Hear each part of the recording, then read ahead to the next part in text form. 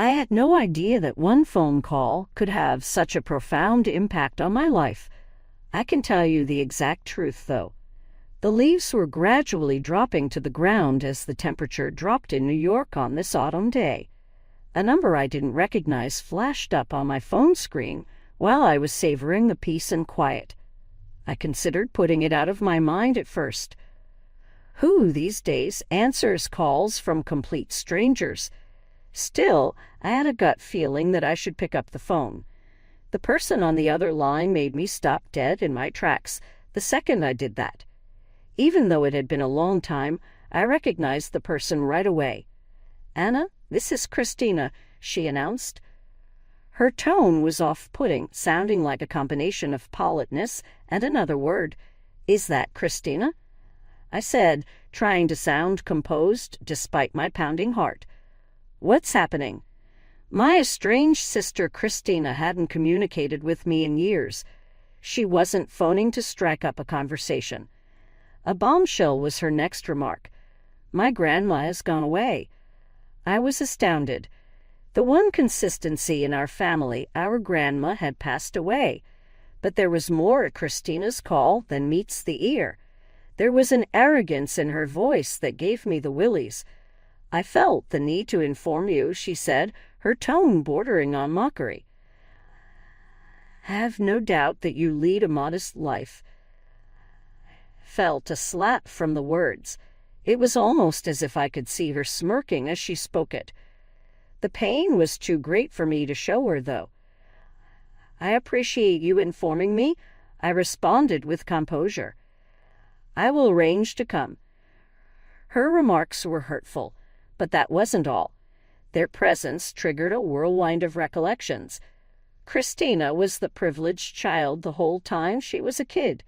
Because of her innate charisma, our father's favor, and his attention, she seemed to have it made. In contrast, I was the one who drew attention away from her, the one who tried my hardest, but fell short time and time again. Over the years, tension had built up in our relationship. The icing on the cake was her utterly terrible betrayal of me. My fiancé Brian dumped me for Christina. He was the one I had hoped to spend the rest of my life with. She snatched him from me with her charisma and deceitful tactics. A broken engagement was only part of it. A tremendous wound was inflicted by the treachery.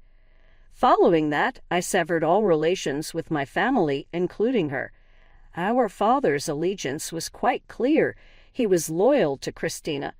No matter how much she tried, my mother was unable to help us connect. In order to escape the mayhem, I created my own existence.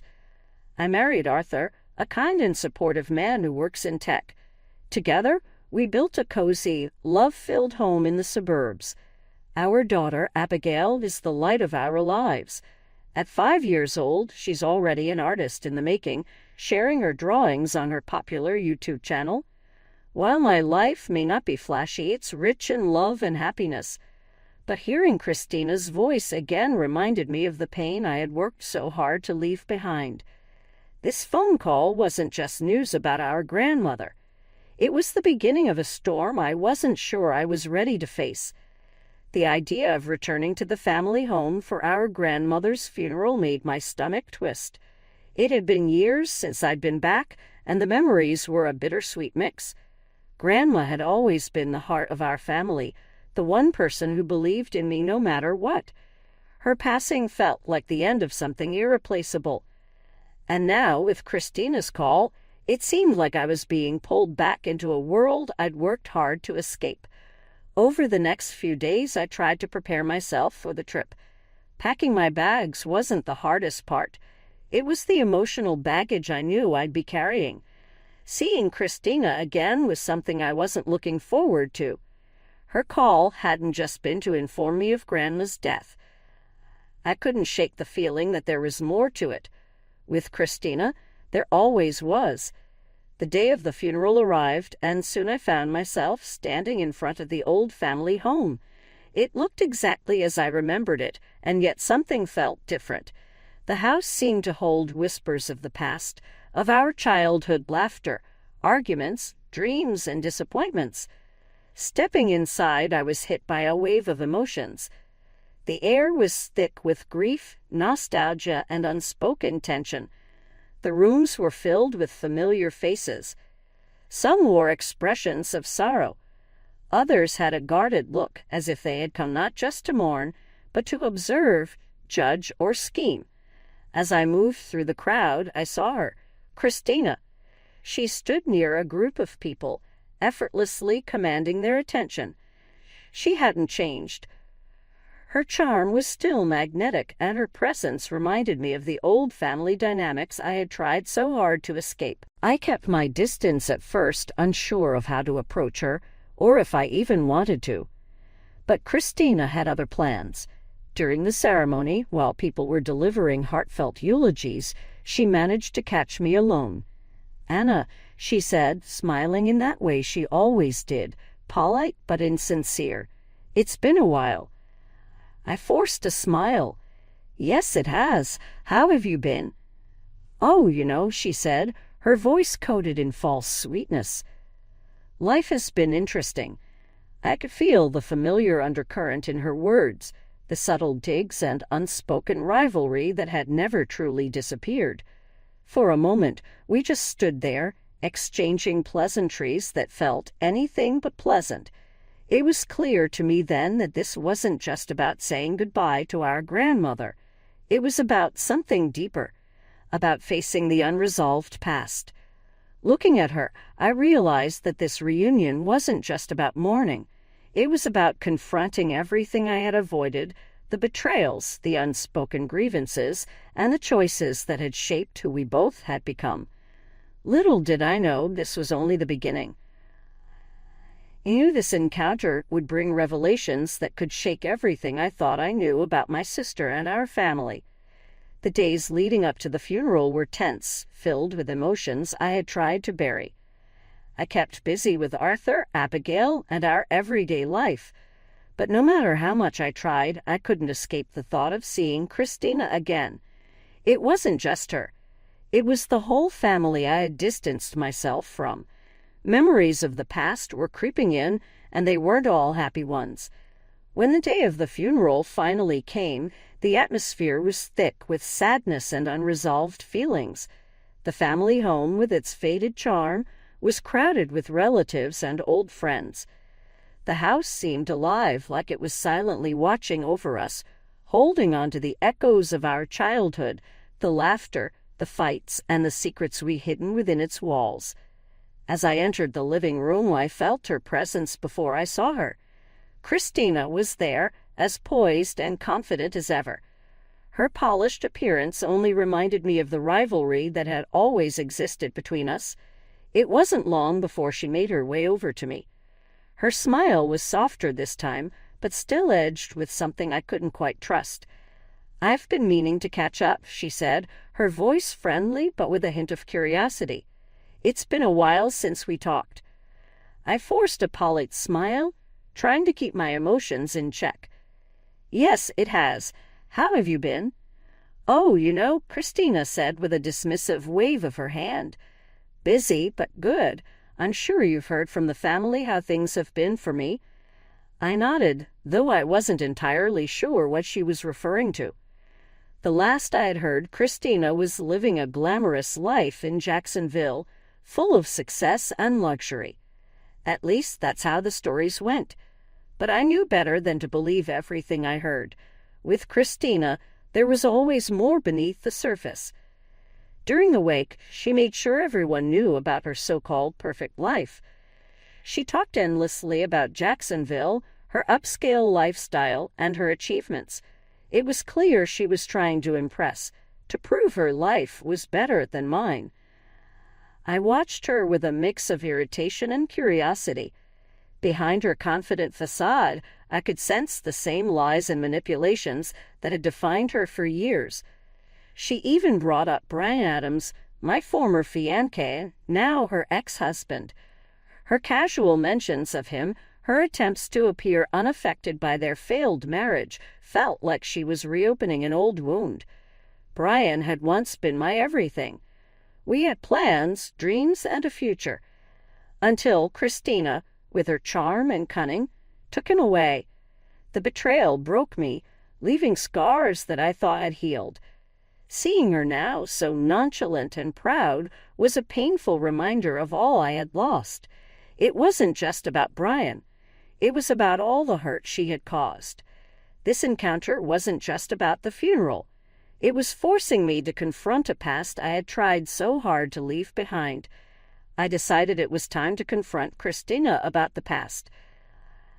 I'd carried the weight of her betrayal for far too long, and I hoped that talking to her might bring me some closure. As the crowd at the funeral began to thin out, I spotted her standing near the living room window. Summoning my courage, I approached her. "Christina, can we talk?" I asked, doing my best to keep my voice calm. She turned to me, her expression unreadable at first, but her eyes narrowed slightly. "Of course. What's on your mind?" I took a deep breath, trying to steady my emotions. "I need to understand," I began. "Why did you have to take Brian from me? What made you think it was okay to destroy what we had?" For a moment, Christina's cheerful mask dropped, replaced by a colder, more calculating look. "Anna, it's not about taking anything," she replied, her tone sharp. "Brian, I had our own connection. You just didn't see it." Her words stung, but I wasn't going to back down. "You manipulated him," I said, my voice rising with emotion. "You knew how much I loved him. You knew what he meant to me." She shrugged, her indifference infuriating. "Brian made his own choices. You can't blame me for that. Life doesn't wait for anyone, Anna. You need to move on." Her dismissive attitude only made my anger grow. "You never understood, did you?" I said, my voice trembling. "It wasn't just about Brian. It was about everything. You always seemed to have everything handed to you while I was left struggling to prove myself." Her expression hardened and her voice turned icy. "Don't blame me for your shortcomings," she shot back. "We all have our battles. Maybe if you had been more assertive, things would have turned out differently." Her words felt like knives cutting into wounds I thought had healed. I wanted to lash out, to yell, but I forced myself to take a deep breath. "This isn't just about Brian," I said quietly. "It's about our family. It's about the way everything always seemed to work in your favor while I was left behind." Before she could respond, a group of distant relatives approached, pulling us apart. The confrontation ended abruptly, leaving everything unresolved. I stepped away, my emotions swirling, and spent the rest of the evening in a daze. Faces blurred together as people offered their condolences, but my thoughts were stuck on Christina and the painful memories she had stirred up. The next day, as the funeral came to a close, I felt a mix of relief and unease. The family dynamics were as complicated as ever, and I couldn't shake the feeling that there was more beneath the surface. Christina's perfect life was starting to show cracks, and I was determined to uncover the truth. I left the funeral with a heavy heart, but a newfound resolve. The confrontation had opened old wounds, but it had also set the stage for deeper revelations. I knew the road ahead wouldn't be easy, but I was ready to face it. The days that followed were quiet yet unsettling as I prepared myself for what was to come. I kept replaying my confrontation with Christina in my mind, trying to make sense of it all. No matter how hard I tried, I couldn't shake the feeling that our family's issues were still deeply rooted and unresolved. My mother's apology, though kind, didn't fix the years of distance and pain. It felt more like a bandage on a wound that needed more than just words to heal. During this chaotic time, Arthur and Abigail became my safe haven. Arthur, with his calm and steady presence, never pressured me to talk about what was troubling me. Instead, he simply stayed by my side, offering quiet support. Abigail, with her youthful energy and curiosity, was my light in the darkness. She poured her heart into her YouTube channel, sharing her artwork with the world. Her joy and excitement were contagious and gave me something positive to focus on. But the calm didn't last long. Christina, ever dramatic, took to social media in an attempt to belittle me. Her posts were filled with sarcasm, painting herself as wildly successful while making veiled jabs about my ordinary life. It was frustrating to see her try to make herself look better at my expense, and it hurt to know she was doing this so publicly. That's when Abigail's YouTube channel became an unexpected tool in this battle. One evening, after seeing a particularly cruel post from Christina, I had an idea. Abigail and I decided to make a video, not to directly confront Christina, but to show the happiness and love in our lives. We created a heartfelt video featuring Abigail's art and moments from our family life. While it seemed innocent on the surface, we included subtle references to Christina's lies. It was our way of standing up for ourselves without stooping to her level. The video took off quickly. Viewers flooded the comments, praising Abigail's talent and the warmth of our family. It didn't take long for people to connect the dots, and the tide began to turn. Christina's carefully crafted image started to crack. People began pointing out the inconsistencies in her stories, and her social media posts were filled with criticism. The truth about her manipulations was finally coming to light. As the video went viral, Christina's reputation began to fall apart. The backlash on social media was harsh, and people started questioning the persona she had spent years building. Meanwhile, Brian, her ex-husband, was also struggling. The public attention surrounding their failed marriage and his involvement in this drama affected his professional life. He made a critical mistake at work, which led to him losing his job as a software engineer. The pressure of his personal and professional failures pushed him into a downward spiral. For Christina, the strain became too much to handle. Her perfect facade was crumbling, and with it, her sense of control. The fallout from this battle was far from over, and it was clear that the choices we made now would shape the future for everyone involved. Christina filed for divorce, cutting her final ties with Brian. Their son, Gabriel, became an innocent victim of their turmoil. With Christina's unstable situation, Gabriel was placed in a care facility, a far cry from the privileged life Christina had once proudly shown off. The cracks in the family's dynamics grew wider, forcing everyone to face the consequences of past actions. Amidst the upheaval, my mother approached me. She had always been more sympathetic toward Christina, but now she stood before me with tears in her eyes and an apology on her lips. "I'm sorry, Anna," she said, her voice trembling. "For everything. We should have treated you better. I see now how much pain we caused." Her words, though genuine, didn't erase the years of hurt. Still, I appreciated her honesty. It was a step forward, but healing would take time. I decided to keep our relationship polite but distant, focusing instead on what truly mattered, my own family's happiness and peace. With all the drama swirling around us, Arthur and I decided we needed a break. We planned a trip to an amusement park for Abigail, a day to escape the chaos and reconnect as a family. It turned out to be exactly what we needed. Abigail's laughter filled the air as she raced from ride to ride, her joy infectious. Arthur and I held hands, enjoying the simple moments that reminded us why our little family was so strong. The outing gave us a chance to step away from the shadows of the past and focus on the present. Watching Abigail's excitement and feeling the warmth of Arthur's presence, I realized how far we'd come. This was our life, a life built on love, trust, and support. It wasn't perfect, but it was ours, and that was enough. As the weeks passed after our trip, a sense of calm began to settle over us. The chaos that had once shaken my world was fading, and I could feel a new balance taking hold. Christina's downfall was harsh but inevitable. Her constant need to prove herself, her envy, and her manipulative actions had finally caught up with her. The divorce, the loss of her son's care, and her crumbling reputation were painful consequences of the choices she had made. Brian, too, was facing his own struggles. His dismissal from his job left him adrift, struggling to rebuild his life. But for me, these events felt distant, like echoes from a life I no longer lived.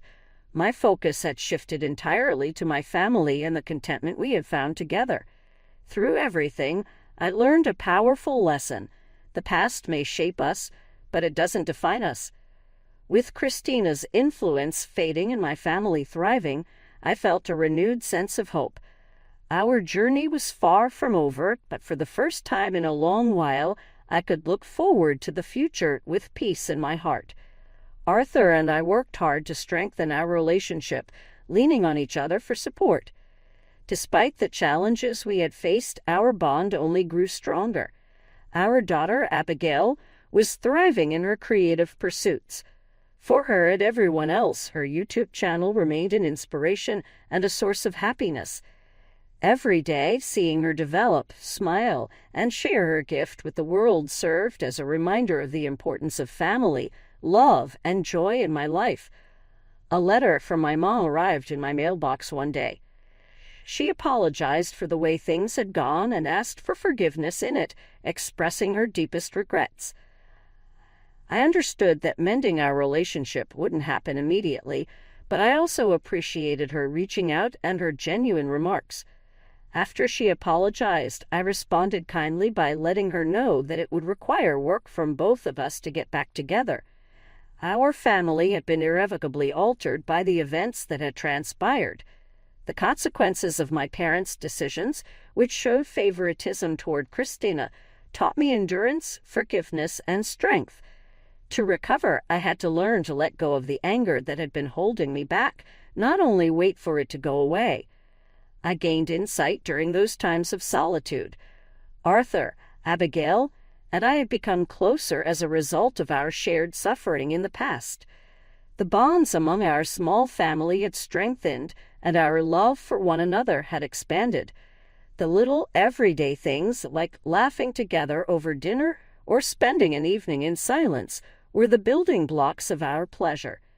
The arrival of October brought a sense of purpose and inspiration as summer drew to a close. I started organizing a community service project to facilitate better communication and connection building within families. I want to help those going through tough times by sharing lessons learned from my own experiences. This endeavor became my means of channeling the negative energy from my past into a constructive force. It was clear to me as I looked back how far we had gone. My identity was shaped by a journey that included the difficult moments at Grandma's funeral, surprising revelations, and even skirmishes on social media. Christina's experience was a warning, but it also showed me that I can overcome adversity and continue on my journey with love and purpose. I had a profound sense of tranquility when I ended that part of my life. Though challenging, the journey had provided invaluable perspective. Once shrouded in doubt, the future suddenly seemed ripe with opportunity.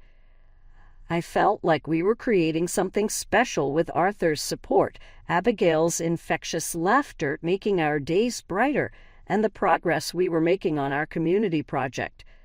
One thing was certain: our family's resilience and solidarity would carry us through any difficulty.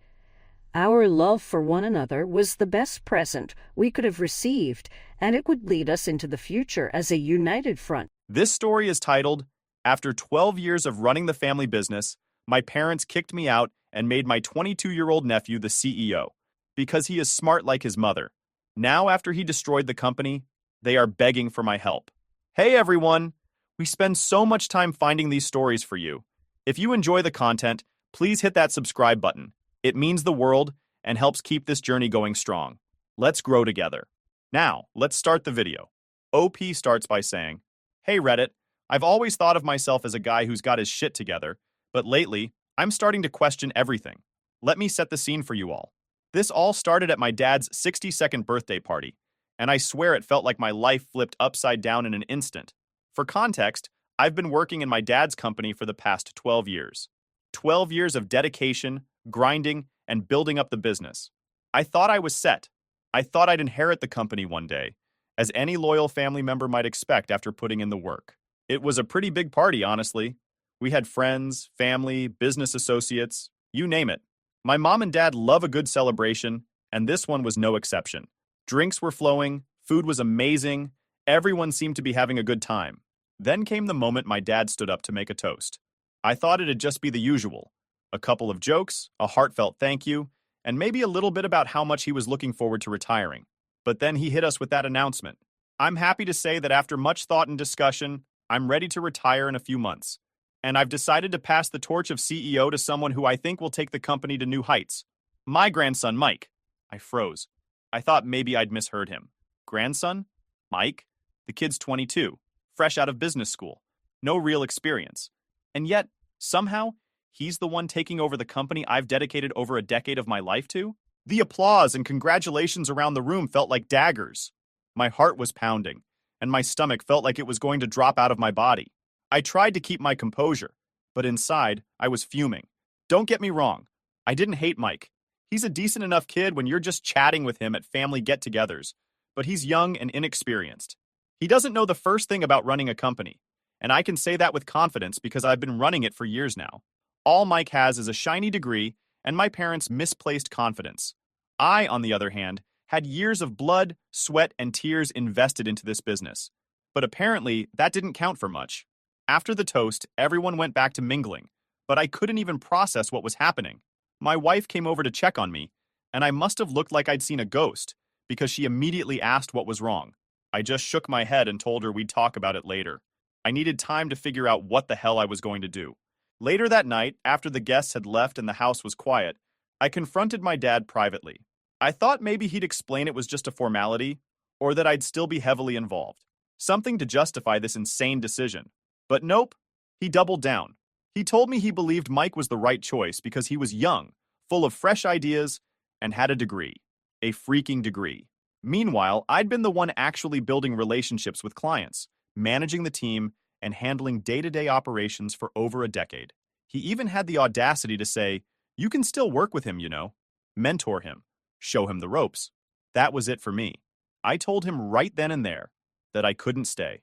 There was no way I'd work under Mike after everything I'd done for the company. It wasn't even about the money or the title at that point. It was the principle. I'd earned that position. I deserved it. And being told I wasn't even considered was like a slap in the face. The next couple of days were a blur. My parents tried to talk me out of quitting, saying I was being dramatic, that I needed to think about the family. But I couldn't see it any other way. If they didn't value my work enough to give me the role I'd been working towards, then I didn't see the point in staying. So, I handed in my resignation, packed up my office, and walked away. Walking out of that office for the last time was one of the hardest things I've ever done. I'd spent so many years there. I knew every inch of that place, the good parts and the bad. It wasn't just a job to me.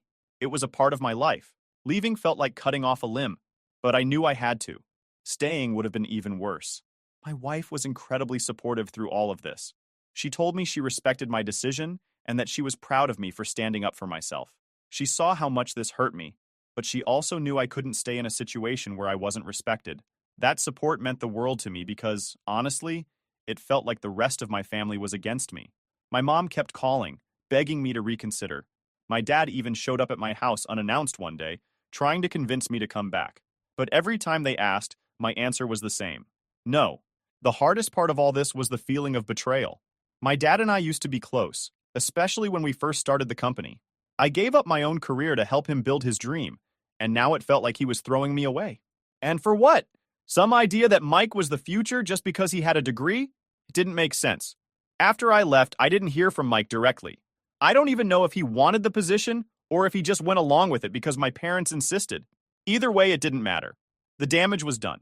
My parents had made their choice, and now I had to make mine. The first few weeks after quitting were tough. I kept replaying the conversation with my dad in my head, wondering if there was something I could have said or done differently. But every time I came to the same conclusion. I made the right call. There was no way I could have stayed and watched Mike fumble his way through running the company while I stood on the sidelines, biting my tongue. It wasn't just about me anymore, it was about my self-respect. So, here I am now, 6 months later, still trying to piece my life back together. I've been keeping my distance from my family, focusing on figuring out my next steps. And as much as it hurts to say this, I think walking away was the best thing I could have done. If they couldn't see my worth, then I had no reason to stick around. After I quit, I thought I'd wash my hands of the family business for good. I didn't want to think about it, hear about it, or even be reminded it existed. But life doesn't work like that, especially when the thing you're trying to forget is tied to your family. Despite my best efforts, news about the company and Mike's disastrous leadership kept finding its way to me. At first, it was little things. A friend of mine who still worked there texted me saying, "Dude, Mike just fired 3 senior employees because they didn't vibe with his vision." My first reaction? I laughed. Not because it was funny, but because it was so predictable. Mike had no clue what he was doing. Those employees had been with us since the early days and knew the business inside out. Losing them was like cutting off an arm and expecting to run a marathon. Next, I heard he was making some bold changes to our contracts. I'm all for innovation, but Mike was messing with deals that had been in place for years, relationships I had carefully built and nurtured. Clients started walking away, frustrated and confused. And still, my parents stuck by him. "He's just adjusting," my mom told a mutual friend. "It's all part of the process." Yeah, sure. The process of tanking a company. Then came the real kicker: financial fraud. I don't know all the specifics because, honestly, I don't care to dig into the details. But from what I gathered, Mike tried to inflate our numbers to impress a big client. Rookie mistake. The guy probably thought he was being clever, but all he did was wave a giant red flag that screamed, "Audit me!" The fallout was immediate and brutal. The company's reputation was shredded, clients bailed en masse, and the lawsuits started piling up. Hearing about all this was like watching a train wreck in slow motion. On one hand, I felt vindicated. I mean, I'd warned my parents that Mike wasn't ready for the job, but they didn't listen. On the other hand, it was painful to see something I'd worked so hard to build crumble in such a short amount of time. I didn't want to care, but I couldn't help it. That company had been my life for 12 years. It was like watching someone take a sledgehammer to a house you built with your own 2 hands. But here's the thing. None of this surprised me. Mike was never prepared to lead. The guy grew up with a silver spoon in his mouth, never had to struggle for anything. He had this arrogance about him, like he thought he could walk into a room and just figure things out as he went. That might work in school, but not in the real world. Business isn't forgiving. It doesn't care about your last name or your GPA. And Mike was learning that the hard way. I wasn't the only one who saw it coming.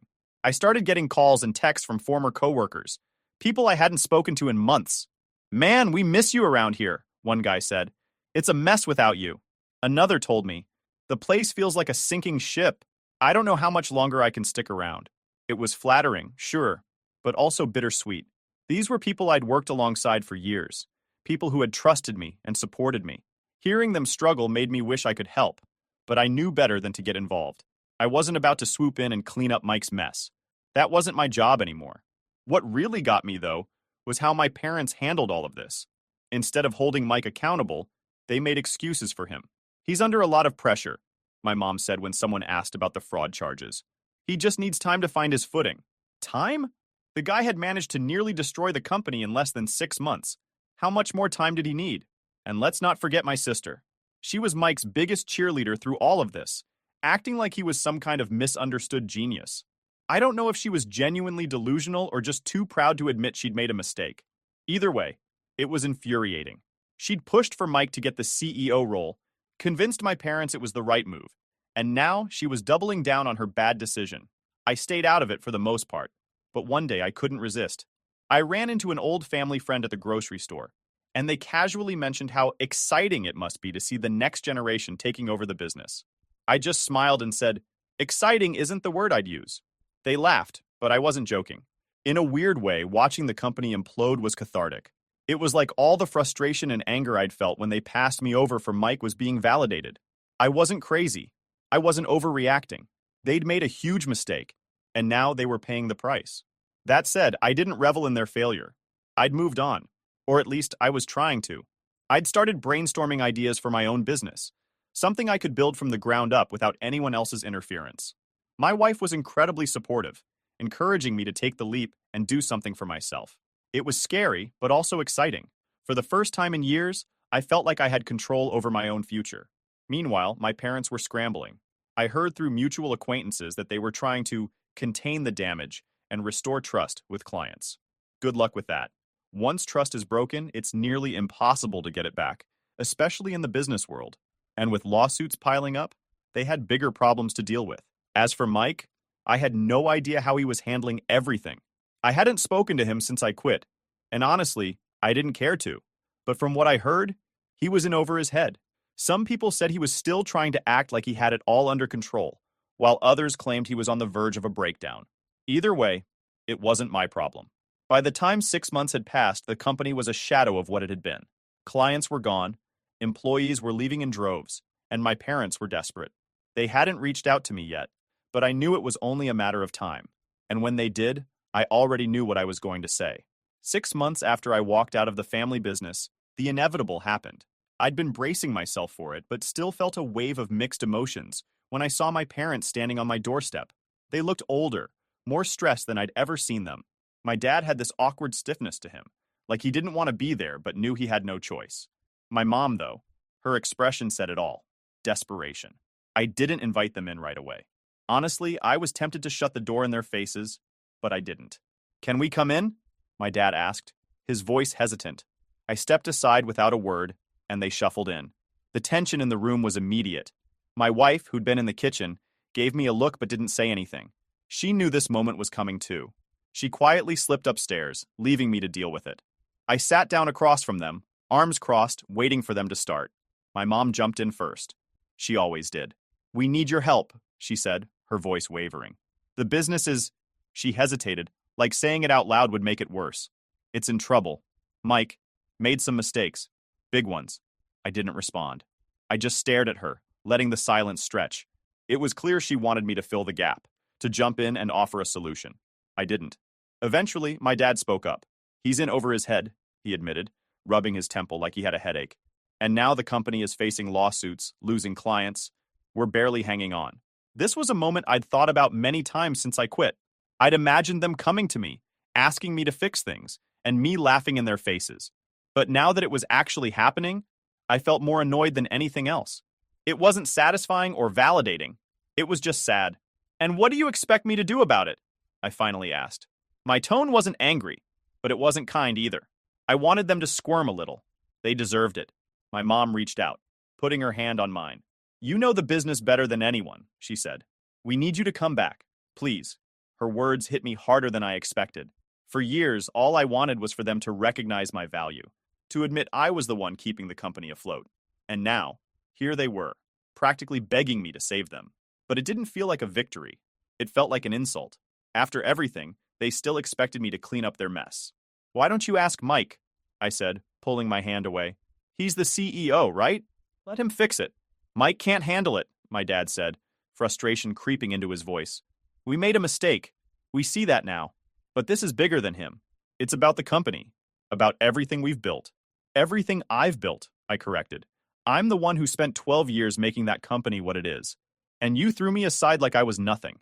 My dad sighed heavily, leaning back in his chair. He looked tired, defeated. "We thought we were doing the right thing," he said. "We thought Mike would bring something new to the table. But you were right. He wasn't ready. And now, we're paying the price." Hearing him admit that should have felt good, but it didn't. It just made me angrier. They'd known Mike wasn't ready.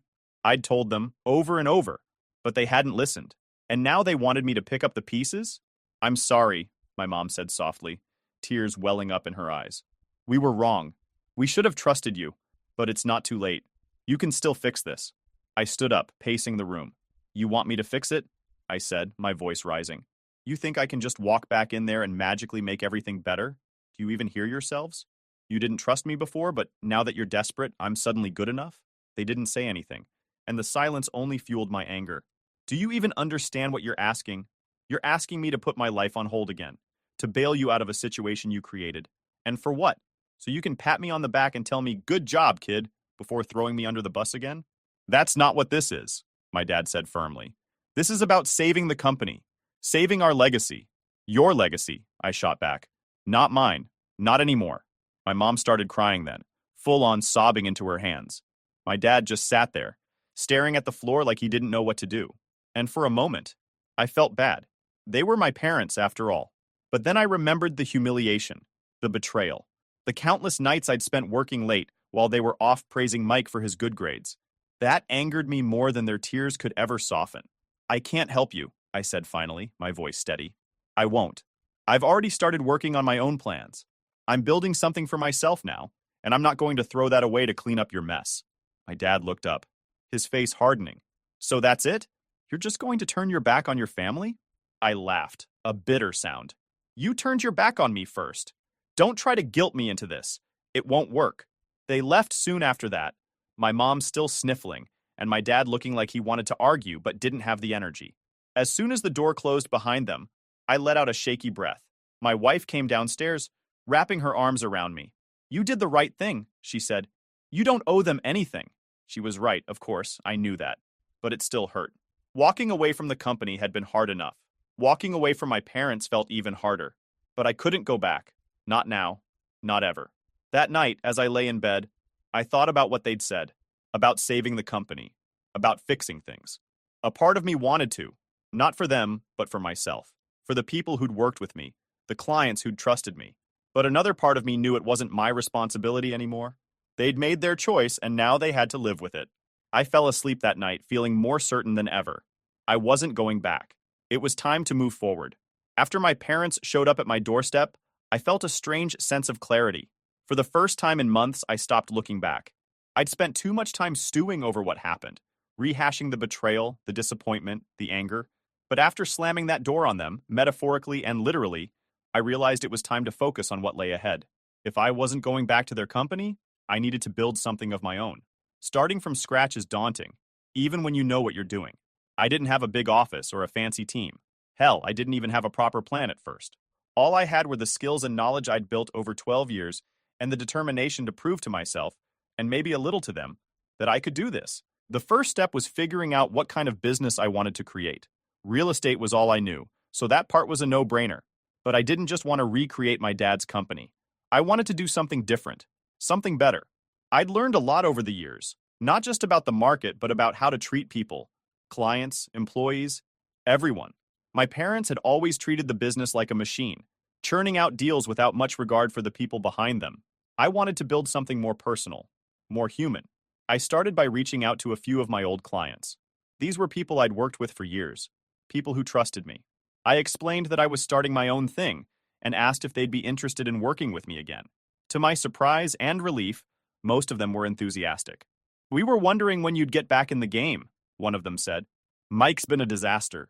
We've been waiting for someone to step up." Their responses gave me the boost of confidence I needed.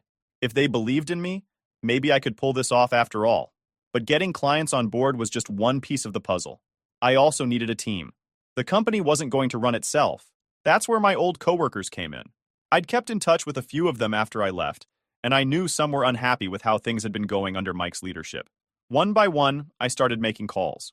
"Hey, I'm putting something together," I told them. "It's small right now, but I think it has potential. Are you interested?" The responses were overwhelmingly positive. Many of them had already left my dad's company, tired of the chaos and mismanagement. They were between jobs, looking for something new. "I'm in," one of them said immediately. "I've been waiting for this call." Within a couple of weeks, I had a small but solid team. We didn't have a fancy office or shiny equipment, just a shared workspace and a lot of enthusiasm. It felt like the early days of my dad's company when we were scrappy and hungry. Except this time, it was my vision, my rules. Setting up the business was a whirlwind. Between registering the company, building a website, and figuring out how to market ourselves, I barely had time to breathe. But it was exhilarating. Every small win, a client signing on, a lead turning into a deal, felt like a massive accomplishment. For the first time in years, I wasn't just working. I was creating something, and it felt incredible.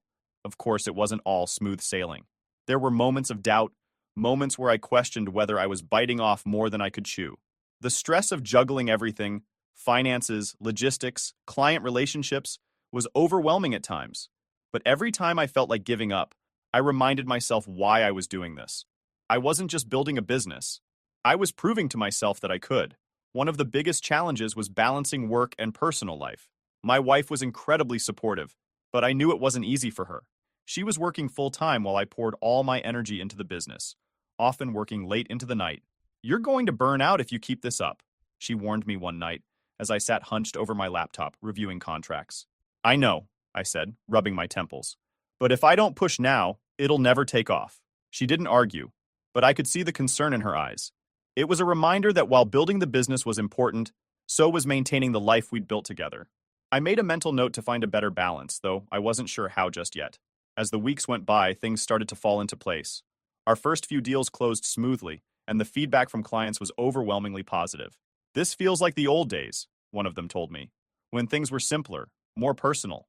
I missed this. Hearing that felt like validation. I was doing something right. Early, the business began to grow. It wasn't explosive growth by any means, but it was steady, and that was enough for me. Meanwhile, I couldn't ignore the rumblings about my dad's company. Word on the street was that things were going from bad to worse. They were losing clients left and right, and the lawsuits were piling up. It was hard not to feel a twinge of satisfaction. After all, I'd warned them. But mostly, I just felt sorry for the employees and clients who were caught in the crossfire. They deserved better. What really surprised me was how many of those clients and employees started coming to me. It wasn't something I actively pursued, at least not at first. But word got around that I was starting my own thing, and people reached out. "If you're looking for more staff, let me know," one former coworker said. "I can't stand it here anymore." Another client emailed me saying, "We've always trusted you. Let's talk." I wasn't poaching. They were coming to me. And honestly, it felt good. These were people who recognized my value, who wanted to work with me because of what I brought to the table. It was a stark contrast to how my family had treated me. By the end of the second month, we'd outgrown our shared workspace and started looking for a proper office. It was a small milestone, but it felt huge. Standing in that empty space, imagining the possibilities, I couldn't help but smile.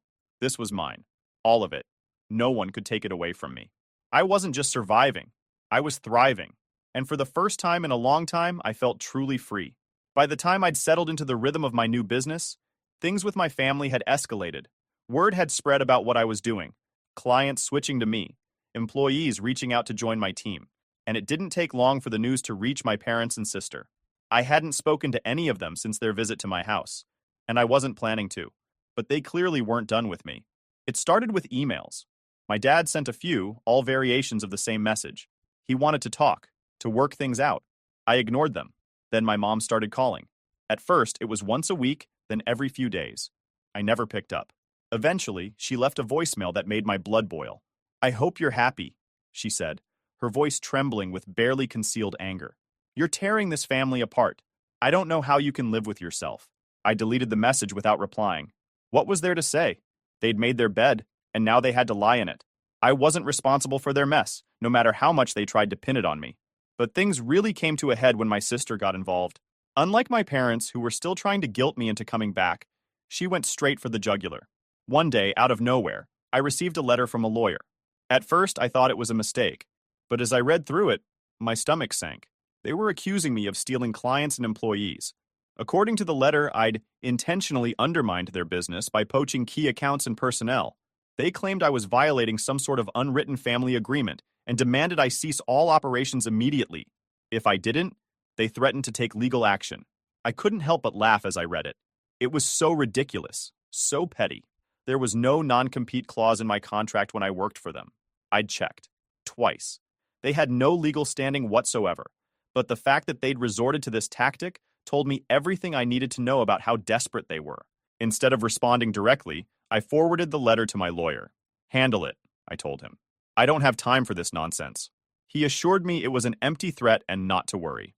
Still, the whole thing left a bad taste in my mouth. A few days later, my parents showed up at my office unannounced. It was the first time they'd seen the new space, and I could tell they weren't happy about it.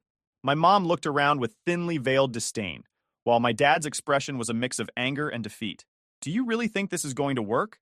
my dad asked, gesturing at the office. "You're playing a dangerous game." I leaned back in my chair, unfazed. "It's already working," I said simply. "And it's not a game." My mom's face flushed with anger. "You're ruining everything," she snapped. "Do you have any idea what you're doing to this family?" "To us?" I stood up, keeping my voice calm but firm. "What I'm doing," I said, "is building something for myself. Something you didn't think I was capable of. If that bothers you, that's your problem, not mine." They didn't stay long after that. I think they realized there was no point in trying to guilt me anymore. But their visit left me shaken. Not because of what they said, but because it confirmed something I'd suspected for a while. They weren't just upset about losing the business. They were upset about losing control over me. For years, I'd been the dependable one, the one they could count on to keep things running smoothly. I'd sacrificed so much of my own life to help build their dream, and now that I was gone, they didn't know what to do. It wasn't about the clients or the money, it was about the power dynamic, and they hated that I'd taken it back. Meanwhile, things at my dad's company were going from bad to worse. Employees were quitting in droves, and their reputation was in tatters. Mike, I heard, was barely showing up to work anymore. Someone told me he'd been spotted at a bar in the middle of the day, looking completely out of it. I didn't feel sorry for him, but I couldn't help but think about how all of this might have been avoided if my parents had made a different choice. The lawsuits were still ongoing, and from what little I knew, the company's legal team was struggling to keep up. I didn't envy them. Trying to clean up the mess Mike had made was like trying to put out a forest fire with a garden hose. It was only a matter of time before the whole thing came crashing down. Through it all, I kept my focus on my own business. We were growing steadily, bringing in new clients and expanding our team. I hired a small marketing firm to help us get the word out, and it paid off almost immediately. The inquiries started pouring in, and for the first time in a long time, I felt optimistic about the future. One night, as I was reviewing our financials, my wife came into the room with a glass of ginger. "You know," she said, sitting down next to me, "I don't think I've ever seen you this happy." I smiled, setting the papers aside. "It feels good," I admitted, "building something for myself, not answering to anyone else." She leaned her head on my shoulder. "You deserve it." Her words stayed with me long after she went to bed. For so long, I'd been chasing someone else's approval. My parents, my family, even Mike, in a way. But now I was finally doing something for myself. And for the first time, I didn't care what anyone else thought. As I sat there, surrounded by the evidence of my hard work, I realized something important. This wasn't just about proving my parents wrong or outshining Mike. It was about proving to myself that I was capable of more, that I didn't need their validation to succeed. And in that moment, I knew I'd made the right choice. Let them send their letters. Let them make their threats. I wasn't going back. Not now. Not ever. Months after my parents' unannounced visit to my office and the laughable legal threats from my sister, I found myself in a place I hadn't expected. Contentment. My new business was running well. Not perfectly, of course, but enough to keep me busy and optimistic. My wife had even started talking about scaling down her own job to join me full-time, and the thought of building this together made it all feel even more meaningful. Still, the remnants of my old life lingered in the background. My parents weren't the kind to just let things go, and though I had blocked most of their attempts to contact me, every now and then, word about the family business or Mike would filter through mutual acquaintances. And the news was rarely good. Mike, it seemed, had finally cracked under the pressure. The lawsuits had drained the company financially, and the loss of key clients meant their revenue was practically non-existent. My dad was forced to liquidate some assets to keep the doors open, but even that wasn't enough. A couple of former co-workers who had joined me recently mentioned that the office was practically a ghost town. Employees who stayed were doing so out of desperation, not loyalty. One day, I got a call from an old client who'd stuck with my dad's company longer than most. "Your parents sold the building," he said. "I thought you'd want to know." That caught me off guard. Selling the office? That building had been the company's home since day one. It was more than just a workspace. It was a symbol of everything we'd built together. Hearing that it was gone felt strange. Not sad exactly, but like another piece of the past had crumbled away. "Thanks for letting me know," I told him. "But I'm not involved with them anymore." "I figured as much," he said. "Just thought you'd want to hear it from someone who's still rooting for you." I appreciated that. It reminded me that not everyone had turned their back on me during this mess. A few weeks after that, I got another surprise. This time, it wasn't a phone call or a letter. It was an email from my dad. I almost deleted it without reading, but curiosity got the better of me. The subject line read, "An apology." I opened it, skimming the first few lines, expecting more excuses or pleas for help. But as I read further, I realized it was different this time. He wasn't asking me to come back or trying to shift the blame. He was admitting he'd made a mistake. "I thought I was doing what was best for the family," he wrote. "But I see now that I let my pride get in the way. I listened to your sister because I didn't want to admit I was wrong about Mike. I see now that you were the one who deserved that position, and I'm sorry for not recognizing it sooner." The email went on for several paragraphs, recounting moments from the past that I'd long since buried. He talked about how much he'd relied on me during the early years, how he knew the company wouldn't have survived without my contributions. Reading it felt surreal. Part of me had waited years to hear these words, but now that they were here, I didn't know how to feel. Toward the end, he he mentioned something that stuck with me. "I know I can't fix what's happened," he wrote, "but I hope someday you'll find it in your heart to forgive me." I closed the email without replying. Forgiveness was a complicated thing. I wasn't angry anymore. Not really, but I wasn't ready to let them back into my life either. It felt like they were still trying to pull me into the past, and I'd worked too hard to leave that behind. Meanwhile, my business continued to grow. We moved into a larger office space and brought on a few more employees. Some of the clients who'd stayed loyal to my dad's company eventually reached out, asking if they could work with me instead. I was hesitant at first, but after a few conversations, I realized they weren't just looking for a deal. They were looking for stability. I gave them that, and in return, they gave me their trust. As for Mike, the last I heard, he was living with my sister again. The lawsuits had been settled, but the financial damage was done. He was reportedly trying to find himself, though what that actually meant was anyone's guess. I didn't wish him ill, but I also didn't feel sorry for him. He'd been handed an opportunity he wasn't ready for, and he'd squandered it. That wasn't my problem. My sister, predictably, wasn't handling the fallout well. From what little I heard through mutual acquaintances, she was bitter and angry, blaming everyone but herself for how things turned out. My parents had stopped defending her publicly, which told me everything I needed to know. They were finally seeing her for who she really was. Not the brilliant daughter they'd always believed in, but someone who was good at looking out for herself and no one else. One day, while sitting in my office and looking out at the city skyline, I realized I felt free, truly free. The weight of my family's expectations, their disappointment, their manipulation, it was all gone. For so long, I'd defined myself by what they thought of me, by what I could do to earn their approval. But now, none of that mattered. I wasn't building my business to prove a point or to spite them. I was doing it for myself, for my wife, for the people who believed in me. And that was enough. I don't know if I'll ever fully reconcile with my family. Maybe someday, when the dust has truly settled, we'll find a way to mend the broken pieces. Or maybe we won't. Either way, I'm okay with it. For now, I'm focused on the future. And for the first time in years, it feels like mine. My sister stole my personal items and money from my lockbox. After secretly collecting evidence, I exposed her at a family gathering, only for my husband to erupt in anger, shouting and siding with her. He slapped me hard, knocking me to the ground. I decided on revenge, but just before the police arrived, something unexpected happened that changed everything. Hi, I'm Rachel, a 34-year-old fashion consultant living in sunny Los Angeles. Life here often feels like a dream: warm weather, beautiful beaches, and a vibrant social scene. My husband, Chris, is a high-ranking software engineer, and we've built a life together that many would envy. We live in a gorgeous home filled with modern decor, and our weekends are usually packed with brunches, parties, and outings with friends. Everything appeared to be perfect, or at least that's what I thought. But life has a way of throwing unexpected challenges our way. It all started when Chris's sister, Megan, lost her job. She's 29 and had been struggling to find stable work for a while, so when she reached out asking if she could stay with us, I felt compelled to say yes.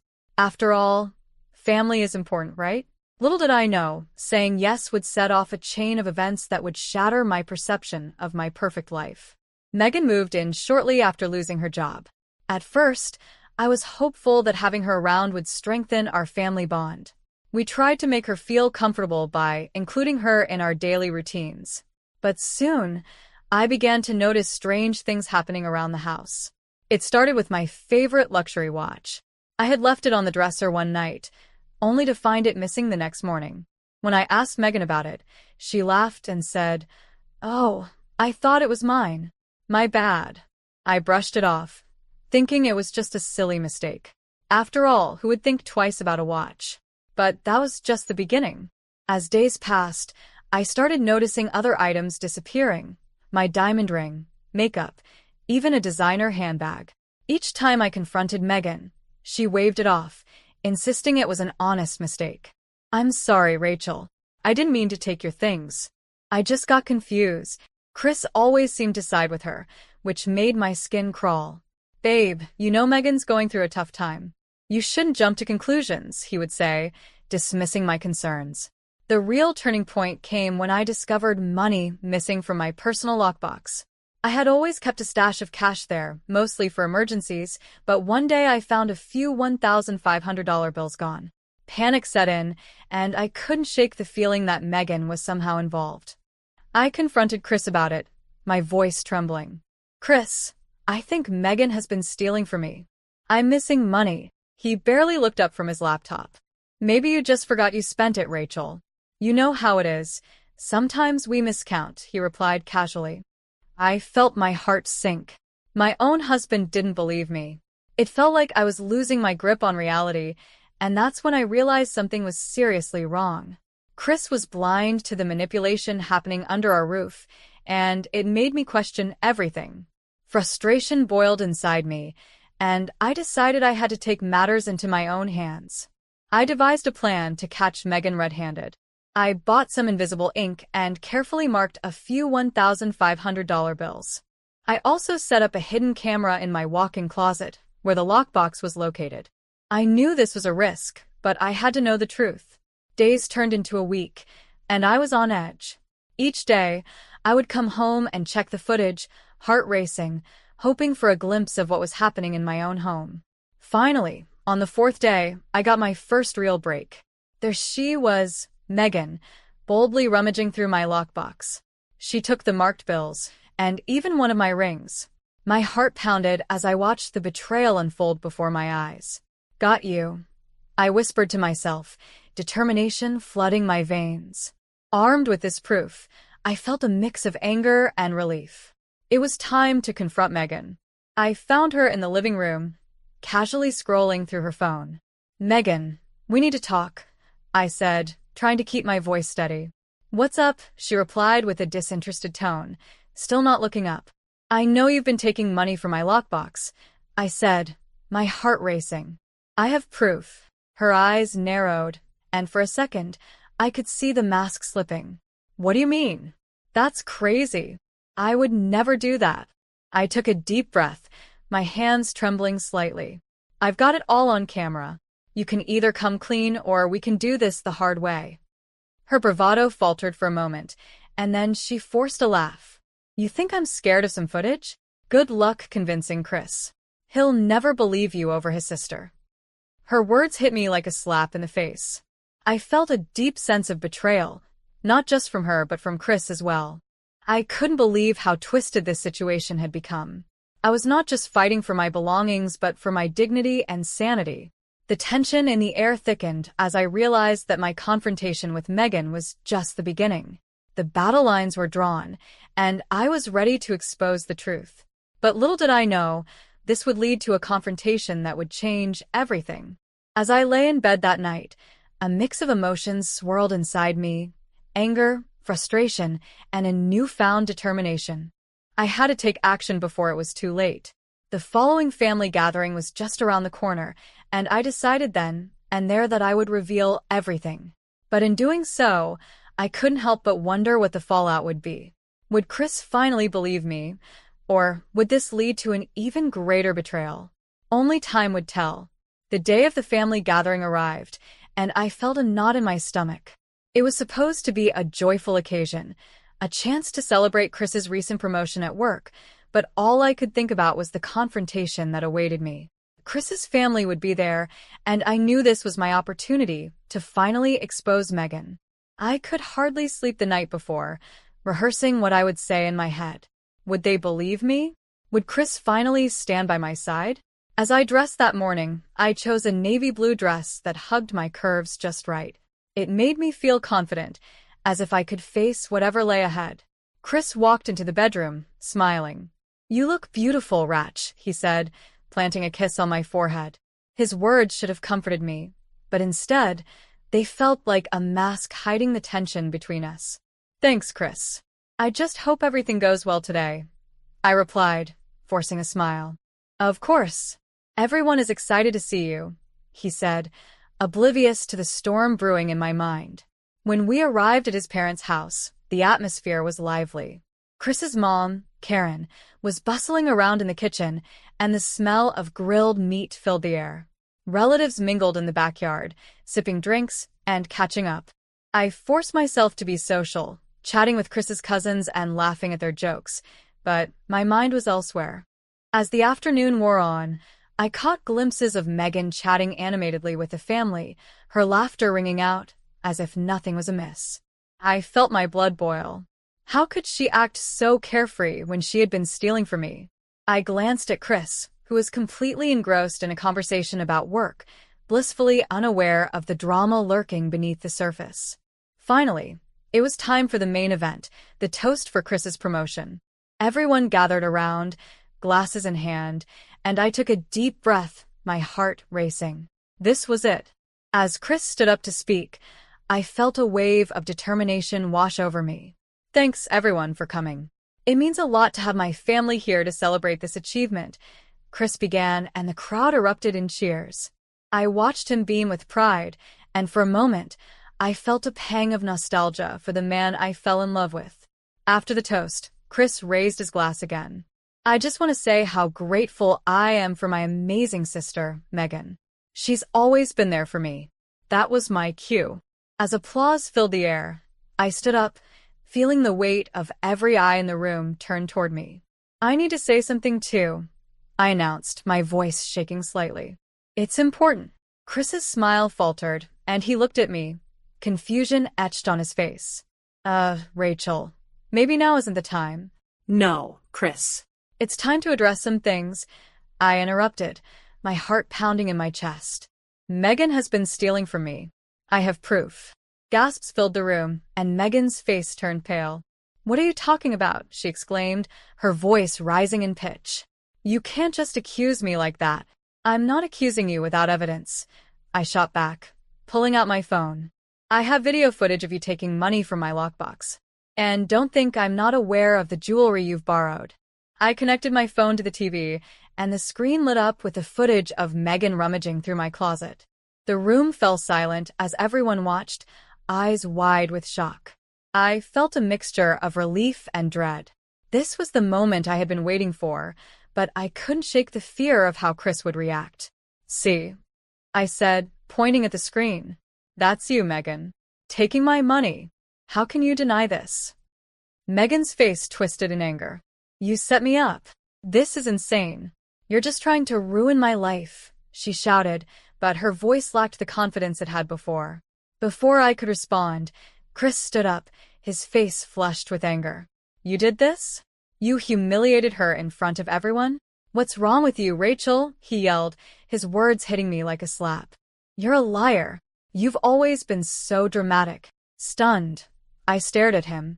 Chris, this isn't about me. It's about the truth. She's been stealing from us. But he wasn't listening. You've turned my family against me. How could you do this? He continued, his voice rising. Then, in a shocking twist, he slapped me hard across the face. The room fell completely silent, and I felt a mixture of shock and disbelief wash over me. I had never imagined Chris would do something like that. The gasps from family members echoed in my ears, but my world had narrowed down to Chris and his furious expression. Get out of my house, Rachel. I want a divorce, he said, his voice cold and firm. The words struck me like a lightning bolt. In that moment, everything felt surreal. I had thought I would finally expose Megan's deceit and reclaim my life, but instead, I was being thrown out of the very life I had built with Chris. Tears streamed down my cheeks as I grabbed my things and headed for the door. The shocked faces of my family-in-law blurred together, and all I could hear was the pounding of my heart. Megan, meanwhile, wore a victorious smirk, knowing she had manipulated this situation to her advantage. As I stepped outside, the world felt heavy. I could hardly breathe. I had stood up for myself, but it had cost me everything. As I walked away from the house, I couldn't shake the feeling that this was only the beginning of a much larger battle. I would have to find a way to regain my dignity and strength, even if it meant facing Chris and Megan again. After that night, everything felt different. I left Chris's parents' house with my heart shattered, my mind racing, and my emotions swirling. I drove aimlessly around Los Angeles. The city that once felt like my playground now seemed foreign and cold. How had it come to this? I never imagined standing up for myself would lead to such a painful outcome. But I knew one thing. I couldn't let this defeat define me. I spent the night at a hotel, my heart heavy with betrayal.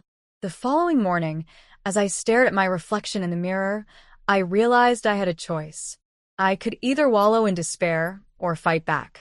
Anger surged through me, igniting a fire that I hadn't felt before. I grabbed my phone and called Lisa, my best friend since college. She always had a way of lifting me up, and I needed her now more than ever. "Rachel, thank God you called.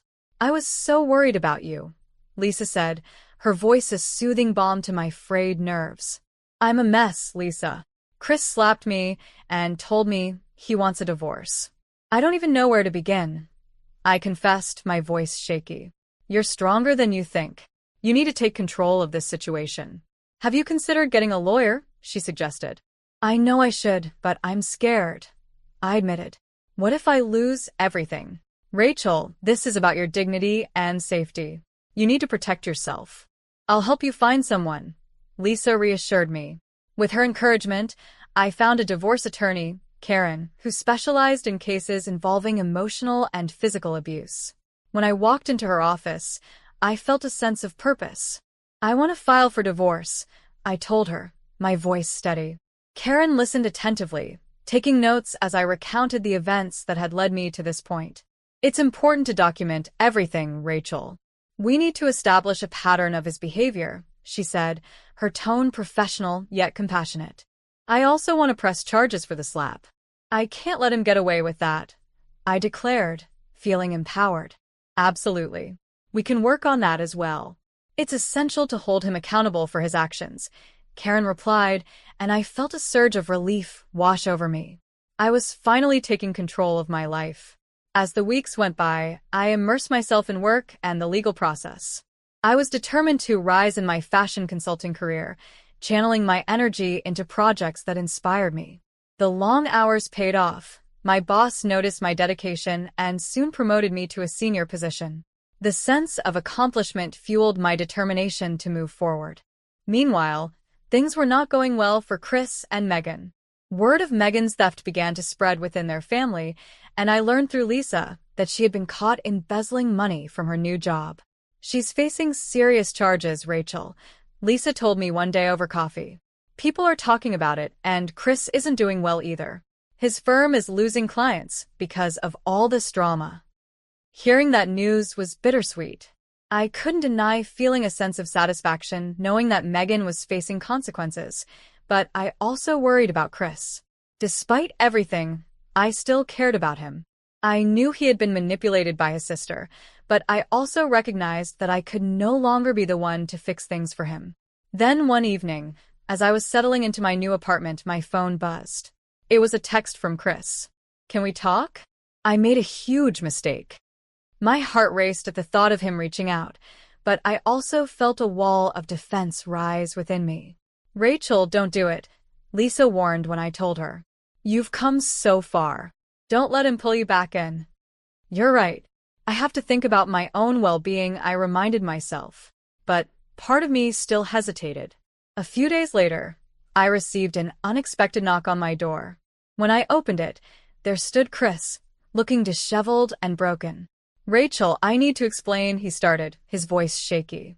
"I don't want to hear it, Chris. You made your choice," I said firmly, feeling a sense of clarity wash over me. "I know I messed up. I should have believed you. I should have stood by you," he pleaded. I shook my head. "You didn't. And now, I need to focus on myself." His face fell, and I could see the pain in his eyes. But I had to stay strong. "Please leave, Chris," I said, my voice unwavering. As I closed the door, I felt a mix of sadness and relief. I was moving on, reclaiming my life piece by piece. I realized that this was my journey now, and I would continue to fight for my happiness and self-respect, no matter the challenges ahead. Months passed, and the dust began to settle on my tumultuous life. I focused on rebuilding, both personally and professionally.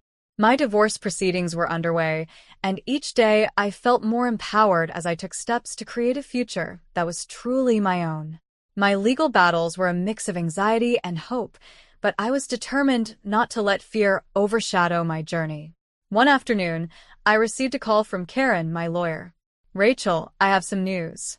We've secured a settlement agreement with Chris," she said. My heart raced. You'll receive a fair share of the assets, and we'll ensure there's a restraining order in place regarding any contact from him. Thank you, Karen. This means a lot, I replied, my voice thick with emotion. I had fought so hard to get to this point, and now it felt like I was finally free from the chains of my past. That evening, I decided to celebrate this small victory. I called Lisa and invited her over for a little housewarming party.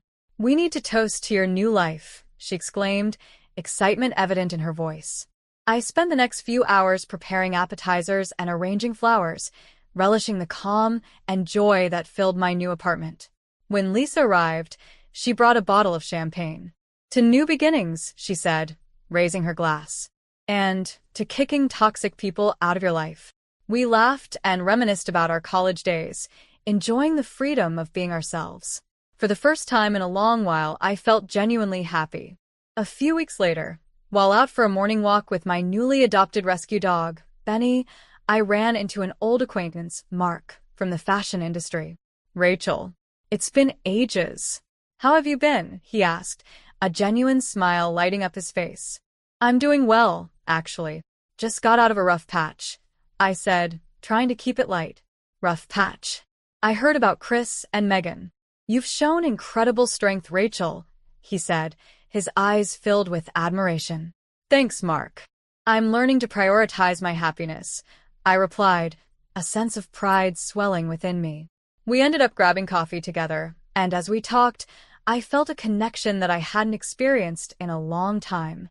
We exchanged numbers, and for the first time, I allowed myself to be open to the possibility of new relationships. One evening, I received an unexpected message from Chris. I just wanted to say I'm sorry. I realize now how much I hurt you. I hope you find happiness. It read. My heart twisted at his words. I didn't want to relive the pain, but I also recognized that he was finally acknowledging the hurt he had caused. I took a deep breath, deciding to respond with kindness, but also clarity. Thank you, Chris. I appreciate your message, but I need to focus on myself now. I wish you well, but I cannot go back. I hit send, feeling a weight lift off my shoulders. I was closing the door on the past, once and for all. As I settled down for the night, Benny curled up beside me, and I reflected on everything I had been through. I realized that this journey wasn't just about survival, it was about transformation. I had learned the importance of self-respect and the power of standing up for myself, even when it felt like the world was against me. With each passing day, I felt stronger, more capable, and ready to embrace whatever life had in store. I had faced betrayal, but I had also found resilience. In reclaiming my life, I discovered that sometimes losing everything is the first step toward finding yourself and building a brighter, more empowered future. As I drifted off to sleep that night, I felt a deep sense of peace. The road ahead was unknown, but I was ready to face it, one step at a time. I'm a 36-year-old woman, the oldest of 3 kids. My brother Percy is 34, and the youngest is our sister Molly, who is 28. Growing up, Percy and I had a pretty normal upbringing, but for some reason Molly was treated like a princess. I think it was because she was a bit of a surprise for our parents, being the youngest and all. She was always treated differently, which is probably why she grew up to be a spoiled brat. My dad tried to keep her in line and get her to behave, but my mum? No way. She never said a word against her dearest Molly, and wouldn't tolerate anyone else doing so either. Molly's behaviour was obnoxious, to say the least. Percy and I were significantly older than her, so until we were about 25, we just tried to ignore her remarks. Mind you, she said some pretty horrible stuff to us during her teenage years. She constantly made fun of our appearance, thinking she was the prettiest of us all. Annoyingly, she wasn't wrong. She did inherit our mother's good looks. But it wasn't just that. She mocked everything from the majors we chose in college to our careers. One Thanksgiving, we had a huge fight because she told Percy he would be an unemployed burden on the family just because he was a literature major. Another time, we didn't speak for weeks because she told me that my long work hours would leave me single and unattractive due to my eye bags. Molly is overly boisterous, egotistic, and constantly belittles everyone around her. Our mother always encouraged this behaviour, laughing off Molly's hurtful comments as jokes, even though it was clear Molly was serious. If we ever tried to retaliate, we were told we were being too sensitive. Molly had our mother wrapped around her finger, and we hated her for it. 8 years ago, after my father passed away, Percy and I started drifting apart from our mother and Molly. Despite favouring Molly, my dad was the glue that held the family together. Once he was gone, we didn't feel the need to visit Molly and our mother as often, especially during holidays. After his passing, we only saw them at family events hosted by others, occasionally on Thanksgiving, and maybe some Christmases if we felt like it. Honestly, we were better off because they didn't try to keep in touch either. My dad was well off, and so was my mother, so they had enough money to get by. Percy and I had also built our own lives, separately. It was like there was a wall between us, with Percy and me on one side and my mother and Molly on the other. Personally, I liked the wall. That's just how the relationship has been between the four of us. They shouldn't expect anything from me, and I don't expect anything from them. Recently, I learned that their situation might be a little different. A couple of weeks ago, I helped Percy with his medical bills after he fractured his ankle. His insurance only covered hospital bills, so I had to cover other expenses like medication, physiotherapy visits, and hiring a full-time nurse since he lives alone. He tried to convince me not to pay as he could afford it, but he was between jobs. I didn't want him to spend his savings until he established his online magazine, which was why he quit his teaching job. Besides, as the CFO of a company, money isn't a problem for me. I was glad to help my brother out. When my mother and Molly found out, they thought they could ask me for anything they wanted, like I was Santa Claus. That's why I'm in this situation now. I refused to help Molly buy her first apartment, which really pissed her and my mother off. 3 days ago, I got a random call from Molly while I was working. She told me she found an apartment she liked and wanted to buy it because at 28 it was embarrassing to still live with our mother. She needed my help to pay for the penthouse apartment since she could only manage half the price. It was bizarre because we hadn't had a proper conversation in 8 years, and our meetings were mostly out of obligation. Even then she found it hard to be nice to us. Now she thought I'd pay for her first apartment? For context, Molly is a freelance graphic designer, but she doesn't really do any work. She's never been to design school, doesn't have a degree, and making a couple of posters for our father's business that he didn't even use doesn't qualify her as a graphic designer. She claims to work with exclusive clients, but they're mostly family members who my mother forces to give her jobs. It's a hobby at best, not a job, so it's no surprise she's lived with our mother until now. I told her straight up that I wasn't going to help her. At 28, she could find a real job and pay for the apartment herself. She argued that I helped Percy with his medical expenses even though he had the money, but she didn't, and nobody was helping her. She said it was my duty as the oldest sibling to look after her. I told her the situation with Percy was different because he was between jobs and had a good relationship with me. That's not the case with her. I didn't say any of this to her. I just said no and hung up. She tried calling me a few more times, but I muted and ignored her for the rest of the day. When I got home, my mother called, and she was pissed, which wasn't unexpected since I knew saying no to Molly would make her mad. I was ready to fight, but she started by whining about how unfair everyone was being to poor Molly and that she didn't expect me to play favourites among my siblings. She told me Molly had finalised an apartment after a long search and needed help to buy it. Molly first asked our uncle, who runs the family business after my father's death. My dad had always planned for his brother to take over, which is why I chose a different path. Neither Percy nor Molly was interested in the business anyway. My dad's equity shares went to my mother after he passed, and she lives comfortably off that money. It's a successful company, but I guess my dad didn't anticipate Molly still living off their money. Molly's extravagant lifestyle has drained my mother's savings, so she was relying on me to help with the apartment. She said giving Molly the money now would make things easier in the future, because supporting her was getting harder. I told her that wasn't my problem. Molly should get a real job to afford the lifestyle she wants, or stay with her mother until she's 35. My mum got really mad and said I was ungrateful, arguing that I owed my success to their upbringing and should help my siblings. I didn't get her logic, so I told her my decision was final. She then threatened to go no contact with me. That didn't bother me, since we've been pretty much low contact for the past 8 years. Her threat pissed me off. I told her that after Dad passed away, Percy and I accepted that things would be different because we knew she favoured Molly. She had no right to tell me it was unfair to play favourites among my siblings. I wasn't sorry about it. I told her she was free to go no contact because I was used to her treating us as if only Molly mattered. Percy and I have our own lives and don't owe anything to her or Molly. I felt relieved getting that off my chest.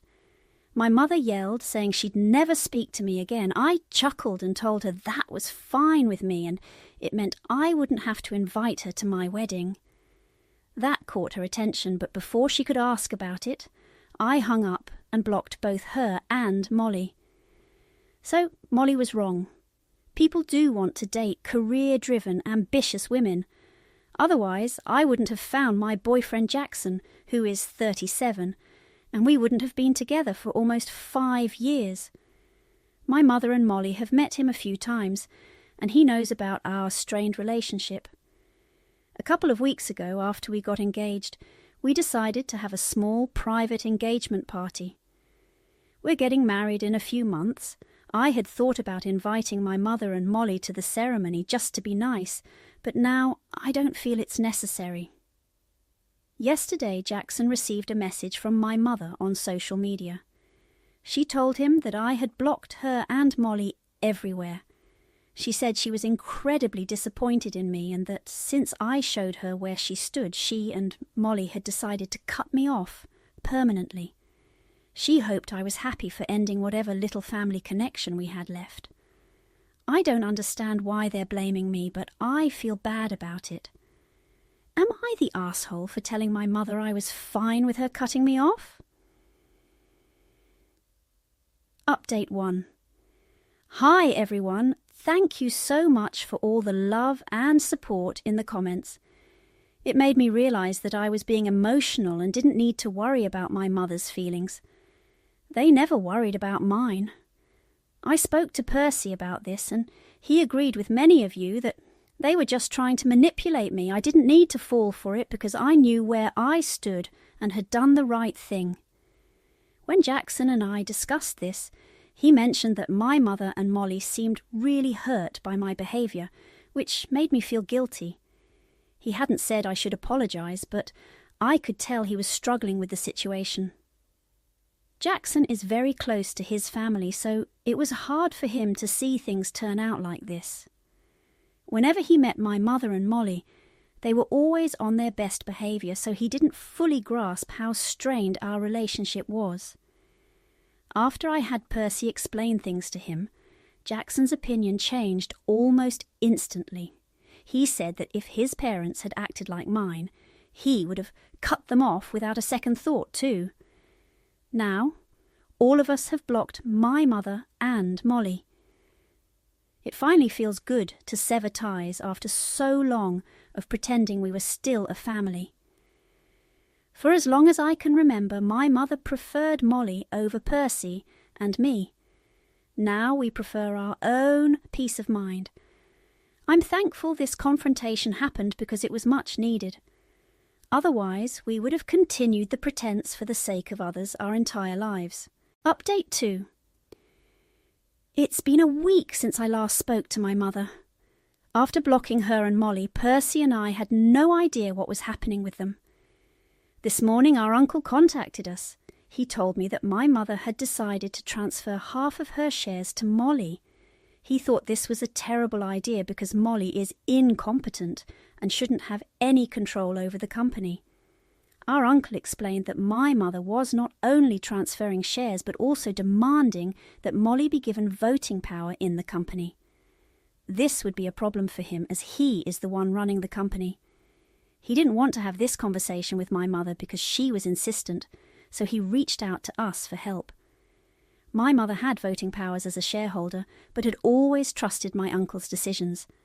Now she was placing demands, and my uncle didn't want Molly to have any shares or power in company matters, since she lacked business acumen. Honestly, if I were in his position, I'd freak out too. Molly as a shareholder with voting power in my company? No way. After a brief discussion with Percy, we decided we couldn't let this happen. We had to visit our mother and talk to her in person. Our uncle had been desperate, and after our father passed, he had always looked out for us. He didn't deserve this kind of trouble. That's why we decided to interact with our mother again, despite vowing never to speak to her. When we arrived, Molly was there, which we knew would make the discussion more difficult. But we had made a promise, so we ignored her and went to our mother. We told her we heard from our uncle that she was demanding voting powers in the company for Molly. We were there to tell her it was a terrible idea. At first she ignored us, but we persisted, saying this was important. Finally she looked up and said we had no right to tell her what to do. After the way we treated her, she had no interest in speaking to us and wanted us to leave. Molly chimed in, saying that if she wanted to be an active participant in the company our dad built, we had no right to object, just because we didn't think it was valuable enough to get involved. I tried to stay calm and reason with our mother. I reminded her that our father didn't want any of us involved in the company and trusted his brother to handle it. I asked her to consider this, as going against it would disrespect Dad's wishes. This gave them pause, but Molly, realizing her chances were slipping, started a fight with me. She said I had already decided to cut them off, so I should leave before they called the cops. Percy told her to back off, and I continued reasoning with our mother. I reminded her that Dad had worked hard to build the company and trusted his brother to manage it.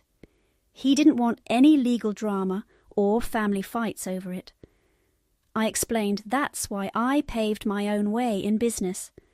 Molly had no business acumen and would have no idea what to do.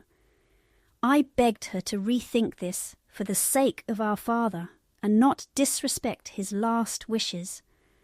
Throughout this, Molly kept screaming that I was jealous and couldn't stand to see her happy. My mother stayed silent for a while, then finally told us all to shut up. She asked Percy and me to leave, saying she'd think about it and let our uncle know, but she found it very insulting that we had blocked her and wanted nothing to do with us. We were forced to leave, but Molly stayed. Percy and I are just praying that our mother changes her mind and doesn't demand that our uncle get Molly involved in the company. I spoke to Jackson about it, and he told me I did my best despite my bad relationship with my mother. Now, it's up to her. At least I can tell my uncle that I tried, and that should be enough. I've spoken to my uncle, and he's not too confident because we still haven't heard anything from our mother. But I'm keeping my fingers crossed that she changes her mind about Molly. Update 3. Hey, it's been 2 weeks. We recently found out from our uncle that, after much deliberation, our mother agreed that Molly doesn't deserve a say in how the company is run. My father had made it very clear that whatever his brother said goes, and if he said Molly hadn't earned her place, that should be respected. So she's not getting voting rights, but is getting preferred shares of the company. My mother transferred some of her shares to Molly, ensuring she has a stable income. I'm just thankful my dad's company won't suffer because of her. My mother and I still have no contact, and the same goes for Percy. Also, just for your information, our father didn't leave us any shares of the company, but that doesn't mean he left us nothing. Percy, Molly and I received other assets as inheritance. I didn't mention them because I didn't think they were relevant. My father may have been biased toward Molly, but he wasn't blind to her flaws, which is why we had a better relationship with him. Anyway, he's gone now, and I want to remember him fondly. I'm not saying he was perfect, so relax with the comments about making him out to be a saint. Update 4. Hey, it's been a couple of months and we've had 0 contact with my mother and Molly. We love it. It feels like all the toxicity has been removed from our lives. I'm happier than ever because I'm getting married in a week. The invitations went out about a month ago and, obviously, Molly and my mother didn't receive any. I didn't think they'd care, but some relatives told me that when they found out, they flipped out and asked everyone else not to attend. So far, most people have ignored them. It's amusing they thought this would work. It just became an excuse not to interact with them. My mother put up our old house for rent and moved into the penthouse apartment Molly had been raving about. This gave Molly an excuse to keep living with her mother, as she couldn't afford that apartment on her own. Molly spun it positively, portraying herself as the hero caring for her mother, and my mother played along as the grateful, helpless woman. Good for them, I guess. They would have made brilliant actresses and storytellers. Percy's magazine is doing well, and I hope he becomes even more successful. As for me, I'm getting married to the love of my life while managing a successful career. Everything Molly said turned out to be wrong, so the joke's on her.